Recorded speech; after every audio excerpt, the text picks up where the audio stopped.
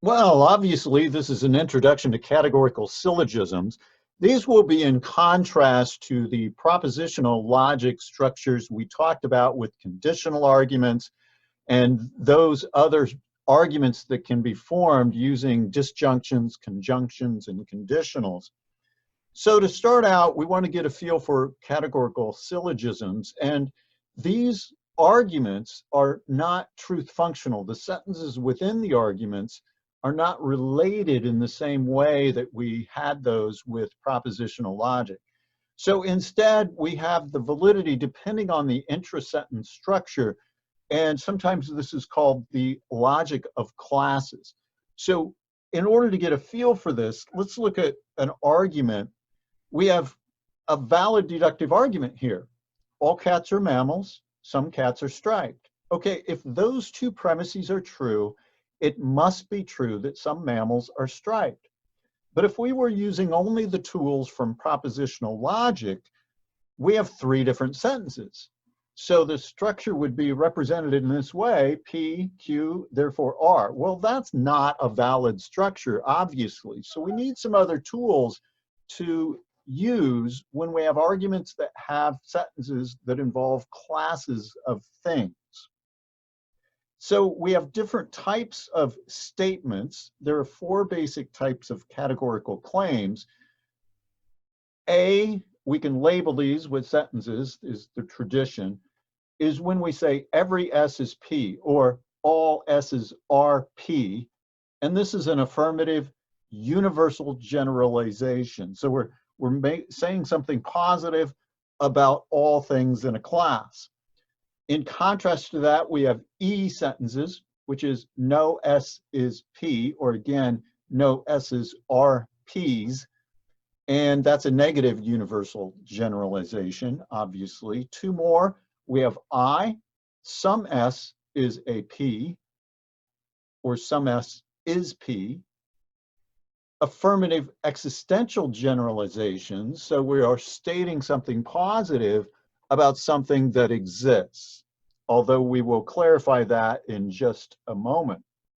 The O sentence has the negative in it, so some S is not P, obviously a negative existential generalization. And in all these cases, we have an S, where S is the subject term, and that refers to the subject class.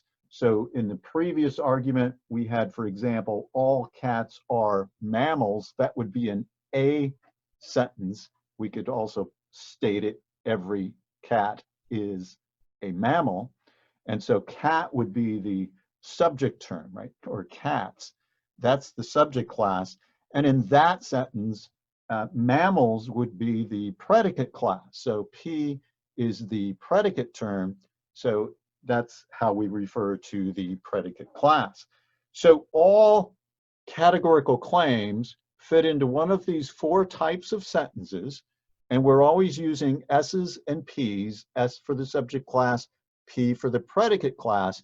And when we construct our arguments with our S's and P's, we have some relationships that we can use in order to assess whether the argument is valid or not. Now, there are actually a couple different sets of rules that we might use with these four categorical claims and how they relate to one another. The traditional or Aristotelian square of opposition has several rules, and then we'll talk about the modern square of opposition, which cuts those down significantly. So, principle one, or rule one, the A sentence and the O sentence are contradictory. Also, the E sentence and the I sentence are contradictory. And so when we say something like all S's are P's, all cats are mammals, the O sentence would be some cat is not a mammal. And that's a contradictory pair. And likewise, with if we were to say no cat is a reptile and some cat is a reptile, those are contradictory. They couldn't both be true. Okay, what do we mean by contradictory here? Just to be really clear, if one of these sentences is false, the other has to be true. And of course, if one is true, then the other is false. So with contradictory sentences, you always have, it's like one is the negation of the other. To use what we did with propositional logic, same kind of situation. So if we say every shark is aquatic, that is an A sentence. All sharks are aquatic. Every shark is aquatic. Some shark is not aquatic. That would be an O sentence. Those are contradictories. The first one obviously is true, so the second one has to be false. Obviously, that's correct. Some shark is not aquatic is a false claim. The E sentence, no cows are purple, so universal negation there. Well, the contradictory there would be an I sentence, some cows are purple. So if it's true that no cows are purple, it has to be false that some cows are purple. All right, let's consider some other relationships that are contained in the Aristotelian or traditional square of opposition. The second principle has to do with the relationship between A sentences and E sentences. These sentences are contrary to one another, not contradictory. Here, they cannot both be true, which is similar to the contradictory relationship, but they could both be false. Obviously, there's the big difference. So we have A sentences and E sentences, and I'll just run down here the possibilities here. So one possibility is that both claims are false. Every dog is brown. Well, that's false. No dog is brown. Well, that's false. We have the A sentence and the E sentence there. They're both false. Here we have the first claim being true, the A sentence being true. Every soccer player is an athlete. Well, since that one's true, it can't possibly be true that the E sentence can't possibly be true. And here, using the same subject and predicate, no soccer player is an athlete would be false. Since the first is true, we know the second has to be false. Okay. And then the other possibility is contraries with the second claim true, right? With the E sentence being true. So here, every frog can talk. That's false. No frog can talk. That's true. And since the E sentence is true, we know the A sentence has to be false, right? Since the second's true, the first cannot be true. Hi-ho, Kermit the Frog here. Oh, come on, Kermit. We're not talking about puppets. We're talking about actual frogs here. Let's get on with this. All right, subcontraries. This is the third principle. With subcontraries, we're talking about the relationship between the I and the O sentences, the ones that say some in them. So they cannot both be false, according to the traditional square of opposition, but they could both be true. So a different kind of relationship. And again, we can run through three different examples. The I sentence being true here, some bat is a mammal. That's true. Some bat is not a mammal. The O sentence here is false. Then we could have an I sentence being false, some eagle is a mammal, and that would mean that the O sentence, has to be true. Some eagle is not a mammal. That is true. And here's one where they both are true. So we have the I sentence, some dog is brown. That's true. We have the O sentence, some dog is not brown. That is also true. Now, one other relationship that is included in the traditional square of opposition is subalternation. And this principle is a relationship between the A and the I sentence, and then a similar relationship between the E and the O sentence. Okay, so the A sentence will imply the I sentence, and the E sentence is going to imply the O sentence. Let's look at examples we have an A sentence, every dog is brown. Now, if that's true, let's just consider it to be true. That would imply that some dog is brown. And if we start with an E sentence, no cat is a reptile, well, that would imply the O sentence, that some cat is not a reptile. So that's the traditional square of opposition. It comprises these four principles. Now, this chart may help you keep things in order here. So we have the A sentences. This is a very traditional way of making the chart. I didn't even make this one. I took it from somebody else, but you can find these. They're all the same. We have the A sentence in the upper left-hand corner. We have the E in the upper right-hand corner. The I and the O sentences on the bottom, with the I being on the left, the O on the right. And we see the relationships now. The A and the O sentence are contradictory pair.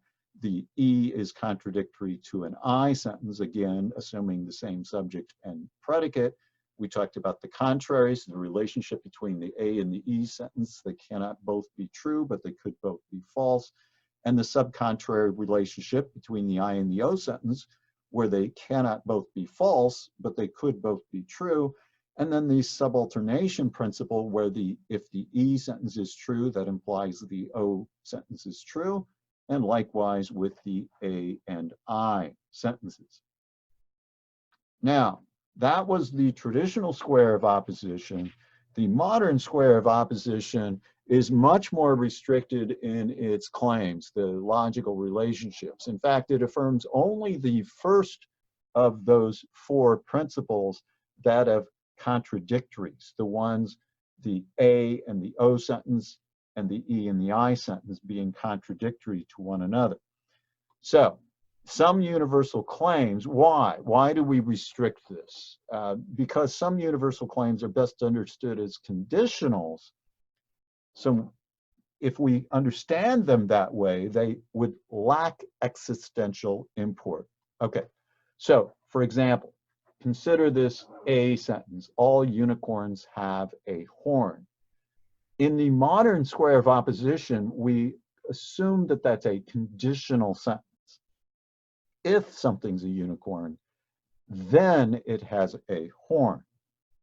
So principles 2 and 4, the principles regarding contraries with the A and the E sentence, the principle regarding subalternation, again, the A implying the I and the E implying the O, those are invalidated, right? If we're going to understand these universal sentences as conditionals, those aren't going to apply.